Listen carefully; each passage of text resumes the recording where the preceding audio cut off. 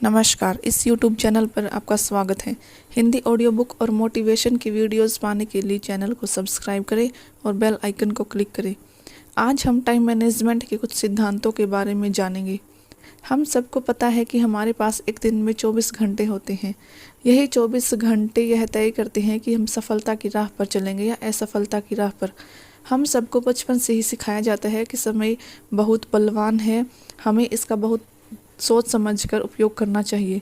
समय का सदुपयोग ही हमारी सफलता और असफलता को तय करेगा, लेकिन हमें यह मालूम नहीं होता कि हम समय का सदुपयोग किस तरीके से करें ताकि हम अपने जीवन को सुखी, संपन्न, सफल बना सके। ये कुछ सिद्धांत ही हमें बताएंगे कि हम किस तरह से समय का सर्वश्रेष्ठ उपयोग करें ताकि हम अपने लक्ष्य को प्राप्त कर सके, अपने जीवन में सफल हो सके और अपने जीवन को सार्थक बना सके। चलिए इन सिद्धांतों के बारे में जानते हैं। पहला सिद्धांत, आपके पास कितना समय है। हम सब यह कैसे कह सकते हैं कि हमारे पास पर्याप्त समय नहीं है। हम सबके पास भी उतने ही घंटे हैं जितने Helen Keller, Louis Pasteur, Michael Angelo, mother Teresa, Thomas Jefferson, Albert Einstein के पास थे। हम सब के पास भी एक दिन में 24 घंटे होते हैं, परंतु क्या एक दिन में हमारे पास सचमुच में 24 घंटे हैं?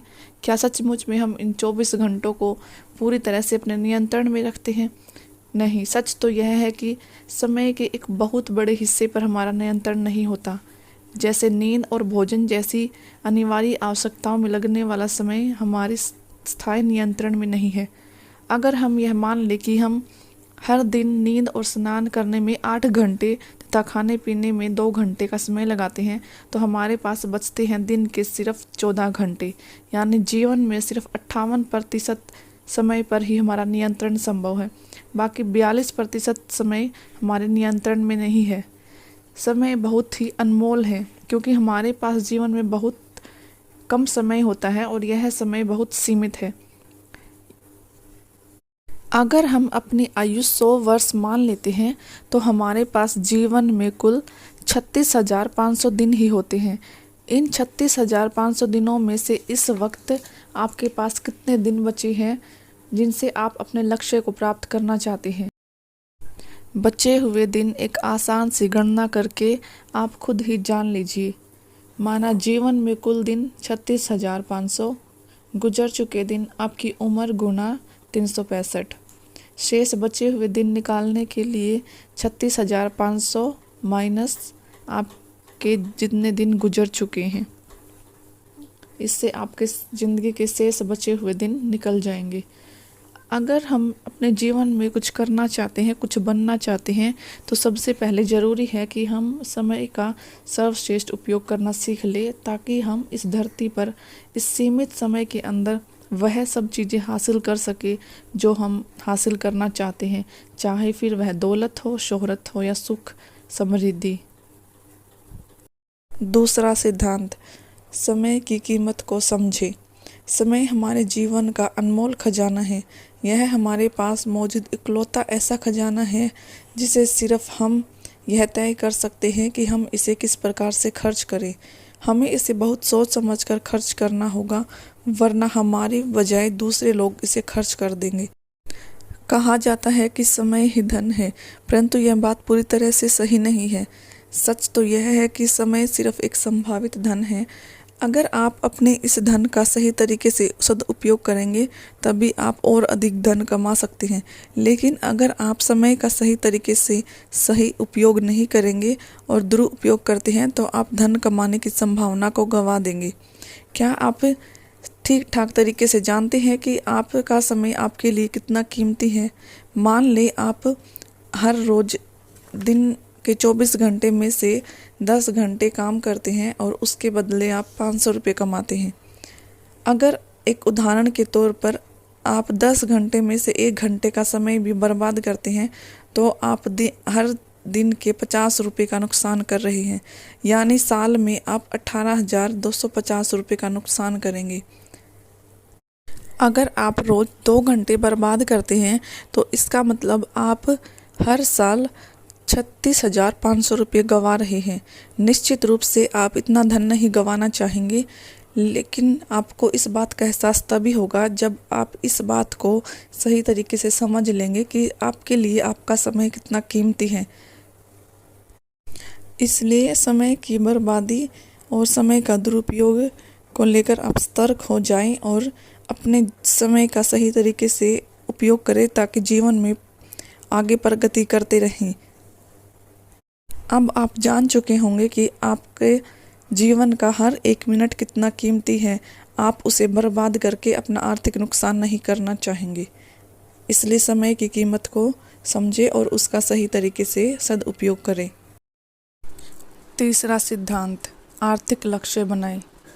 समय दुनिया की सबसे कीमती वस्तु है, इसलिए समय के सर्वश्रेष्ठ उपयोग के लिए अपने आर्थिक लक्ष्यों को सुनिश्चित करें। लक्ष्य दो प्रकार के होते हैं, सामान्य लक्ष्य और निश्चित लक्ष्य। सामान्य लक्ष्य कुछ इस तरह के होते हैं जैसे मैं और ज़्यादा मेहनत करूँगा, या मैं अपनी कार्यकुशलता बढ़ाऊँगा, या फिर मैं अपनी योग्यता में वृद्धि करूँगा इत्यादि।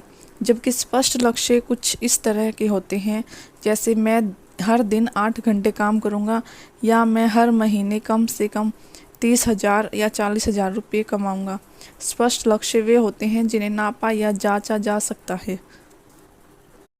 स्पष्ट आर्थिक लक्ष्य हमारी सफलता के लिए बहुत महत्वपूर्ण होते हैं। ये कितने महत्वपूर्ण होते हैं, चलिए एक उदाहरण से समझते हैं। एक सेल्समैन की पत्नी अस्पताल में काफ़ी समय से भर्ती थी। हैरानी की बात यह थी कि उस सेल्समैन ने उस साल अपनी औसत से 2 गुना सामान बेचा। जब उससे इसका कारण पूछा गया तो उसने कहा कि मेरे सामने अस्पताल का बिल रखा था और मैं जानता था कि बिल चुकाने के लिए उसे कितना सामान बेचना होगा। इस उदाहरण से यह स्पष्ट हो गया कि अगर कोई इंसान ठान ले तो वह अपने आर्थिक लक्ष्य को हासिल कर सकता है, बेशर्ते उसके सामने कितने ही कष्ट क्यों न हो। इसलिए समय के सर्वश्रेष्ठ उपयोग का सिद्धांत है, अपने आर्थिक लक्ष्य बनाएं।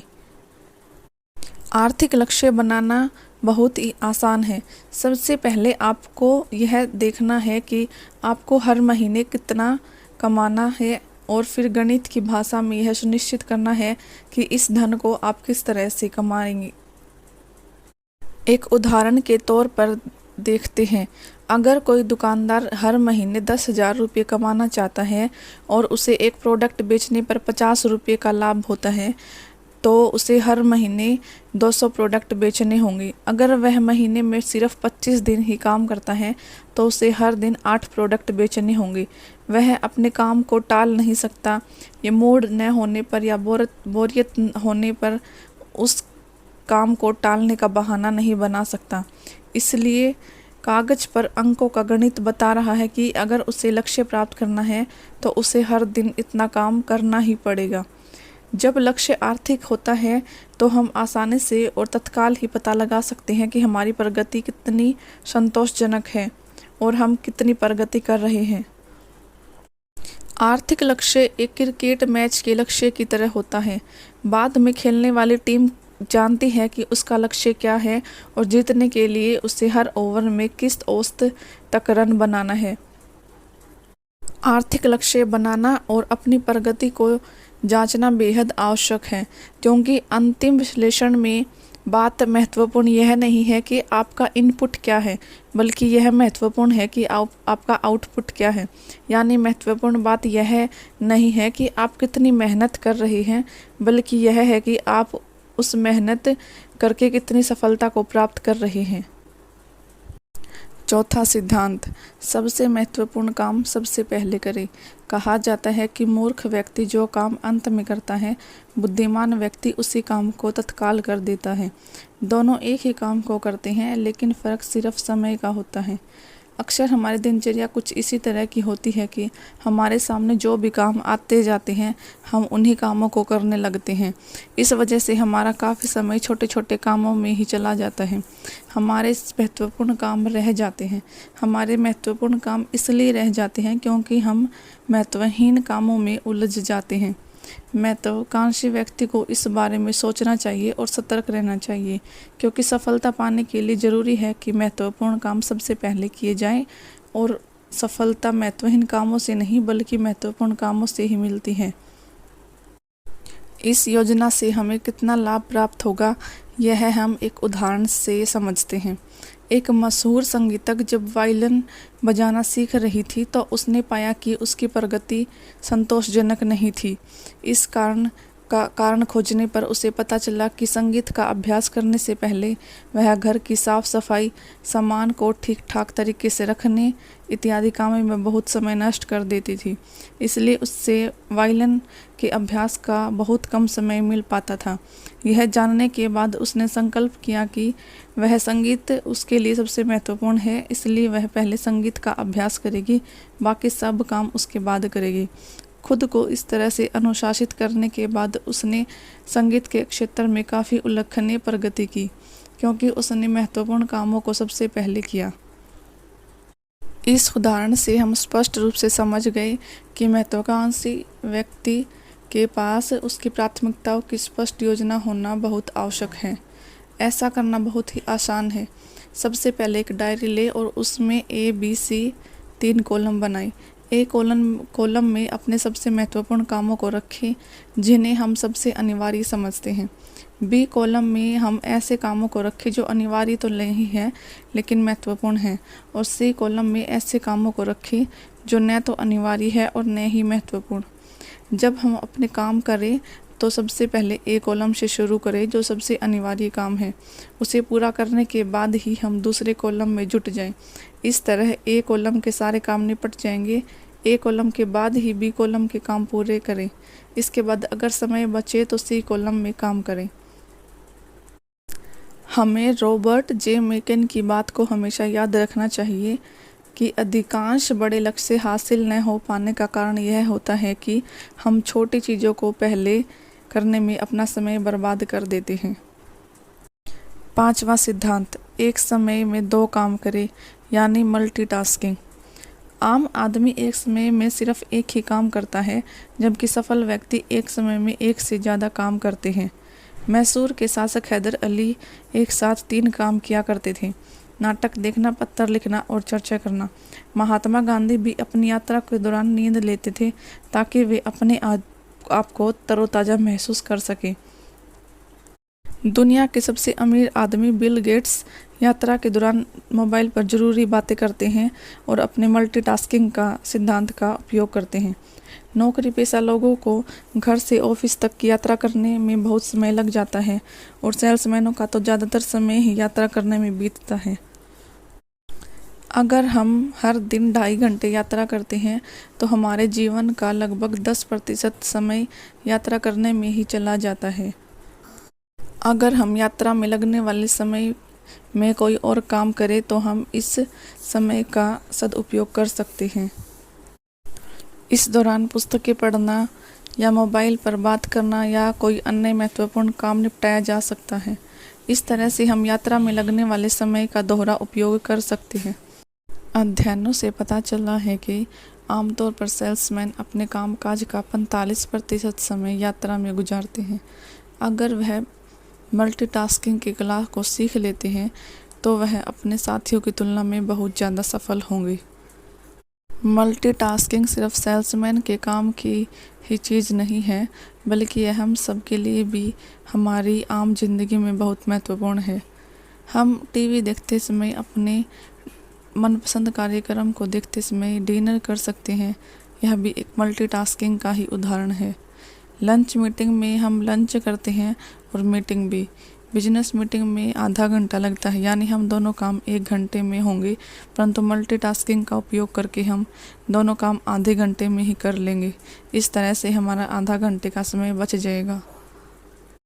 इस तरह हम मल्टीटास्किंग का उपयोग करके अपने समय को बचा सकते हैं और समय का सदुपयोग कर सकते हैं। 6वां सिद्धांत, काम सौंपना सीखें, यानी डेलीगेशन। कोई भी आदमी सभी काम नहीं कर सकता, लेकिन कई लोग हर काम को खुद करने की कोशिश करते हैं और जाहिर है कि वे असफल होते हैं। हर आदमी चाहता है कि वह अपने महत्वपूर्ण कामों को खुद ही करे, लेकिन एक ऊंचाई पर पहुंचने के बाद और अधिक प्रगति पाने के लिए दूसरों को काम सौंपना अनिवार्य हो जाता है।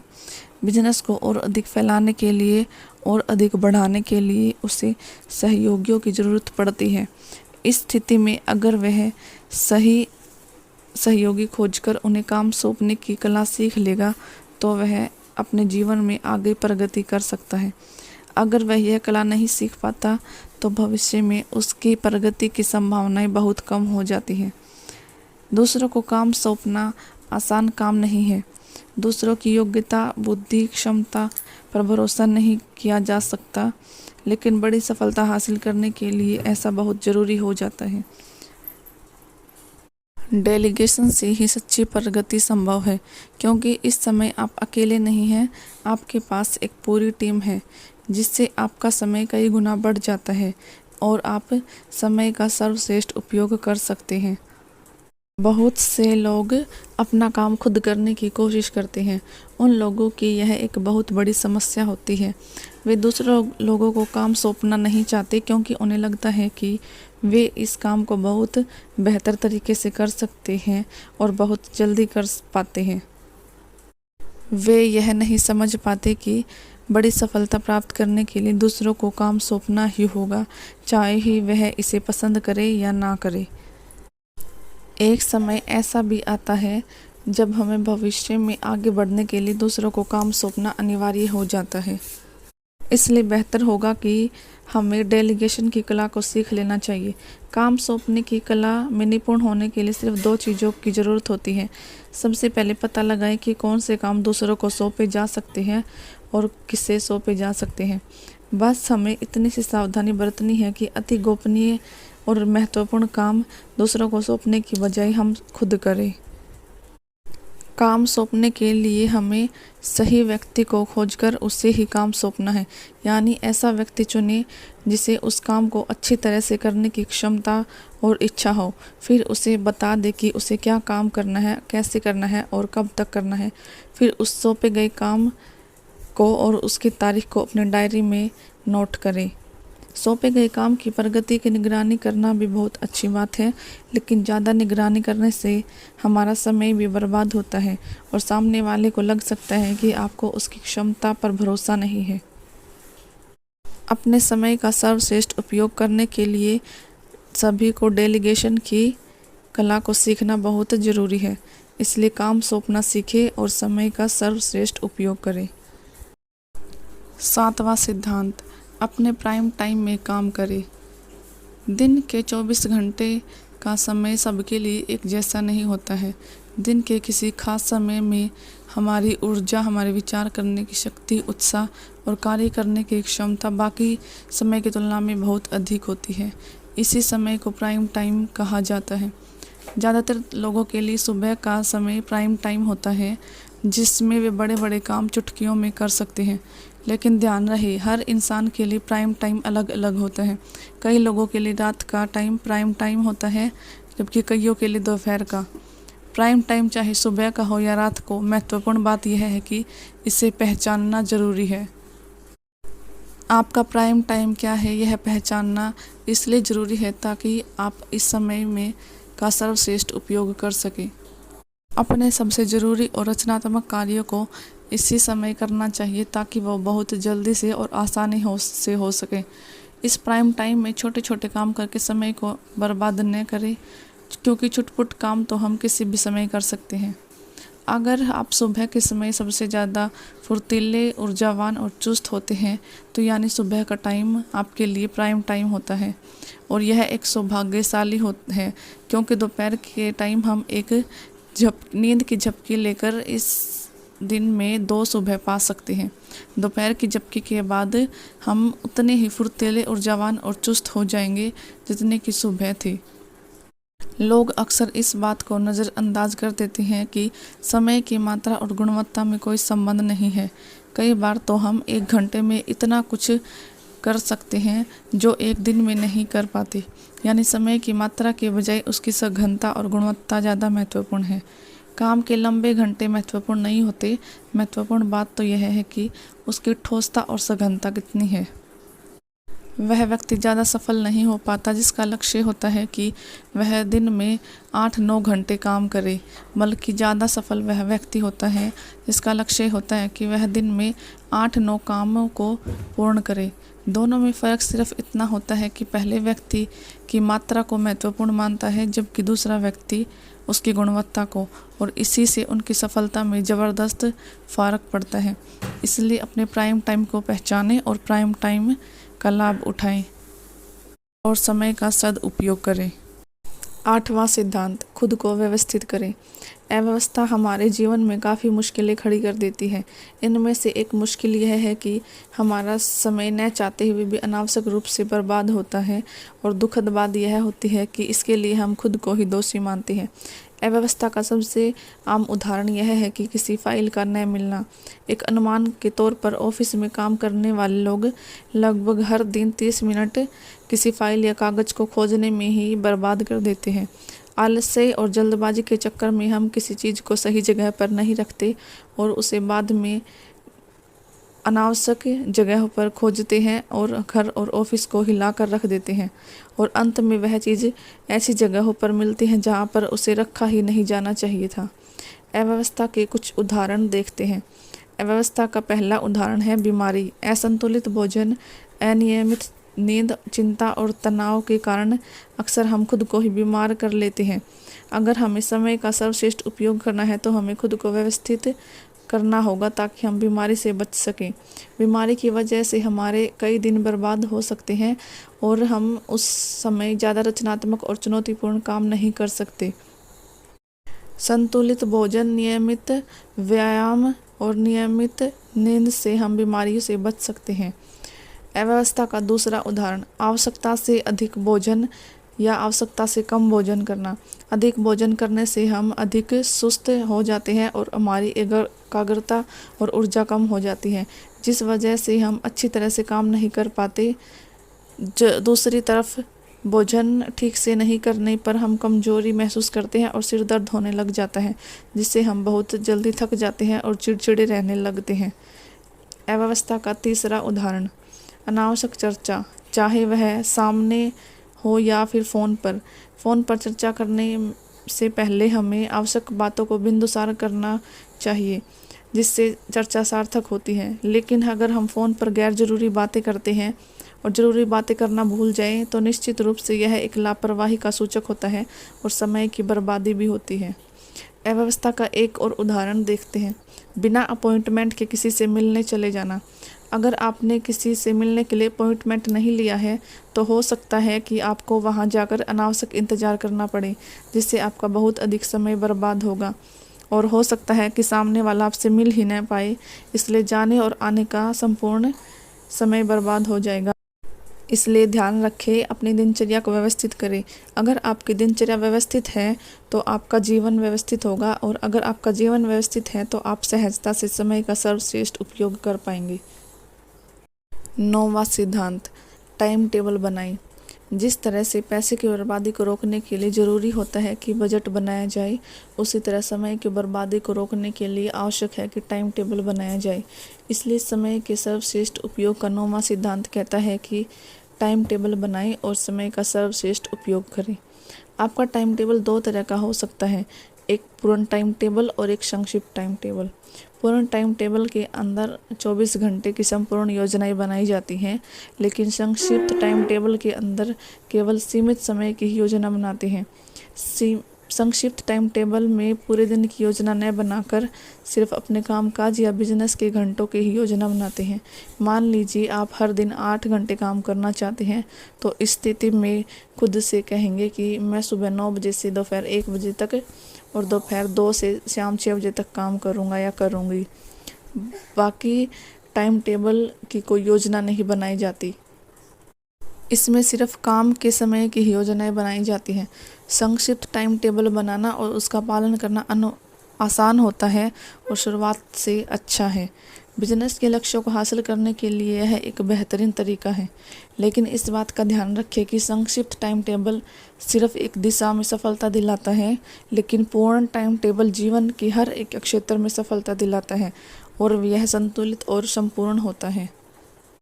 इसलिए अपने लक्ष्य को प्राप्त करने के लिए और समय की बर्बादी को रोकने के लिए ज़रूरी है कि टाइम टेबल बनाया जाए और उसका पूर्ण रूप से पालन किया जाए। 10वां सिद्धांत, कर्म में जुट जाए। कर्म ही वह जादुई शक्ति है जो आपको स्थायी सफलता प्रदान करता है। कई बार बेहतरीन लक्ष्य और सर्वश्रेष्ठ योजनाओं के बावजूद भी आप पूर्ण रूप से सफल नहीं हो पाते या असफल हो जाते हैं। इसका कारण यही है कि आप उनके हिसाब से काम नहीं करते।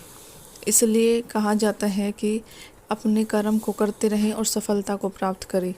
काम से जूझ रहे का मूलभूत कारण यह होता है कि हम स्वभाव से आलसी होते हैं और हमारा मन मनोरंजन और आकर्षण की राह पर चलता है। हम भूल जाते हैं कि सफलता की राह हमेशा परिश्रम और मुश्किलों से भरी होती है, जिस पर चलने के लिए हमें अपने मन को पूर्ण रूप से काबू करना होगा और अपनी शक्ति को दृढ़ करना होगा ताकि हम लक्ष्य की तरफ लगातार बढ़ते जाएं। आप सब जानते हैं कि बिना मेहनत किए कोई सफल नहीं हो सकता, लेकिन आश्चर्य की बात यह है कि इसके बावजूद भी लोग मेहनत से जी चुराते हैं, काम को टालते रहते हैं और मूड न होने का बहाना बनाते हैं या संसाधनों की कमी को तर्क देते हैं, यानी काम करने के अलावा सब कुछ करते हैं।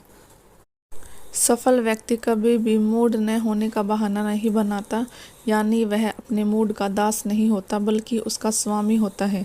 विख्यात नाटककार जॉर्ज बर्नार्ड शॉ का कहना है कि लिखने का मूड नहीं होता था, परंतु वे महान साहित्यकार बनना चाहते थे। इसलिए इस लक्ष्य को प्राप्त करने के लिए उन्होंने संकल्प किया कि वे हर दिन 5 पेज लिखेंगे, चाहे उनका मूड कैसा भी हो। अगर आप भविष्य में सफलता की फसल काटना चाहते हैं तो उसके लिए आपको आज ही बीज बोना होगा और यह बीज है कर्म का बीज। अगर आज आप बीज नहीं बोएंगे तो आप भविष्य में सफलता की फसल को कैसे काटेंगे। कर्म और फल के सिद्धांत के अनुसार आपको अपने कर्म के अनुपात में ही फल मिलेंगे। अगर आप अपने जीवन में सफलता प्राप्त करना चाहते हैं तो कर्म में जुट जाएं और तब तक कर्म करते रहें जब तक कि आप सफलता को न हासिल कर लें।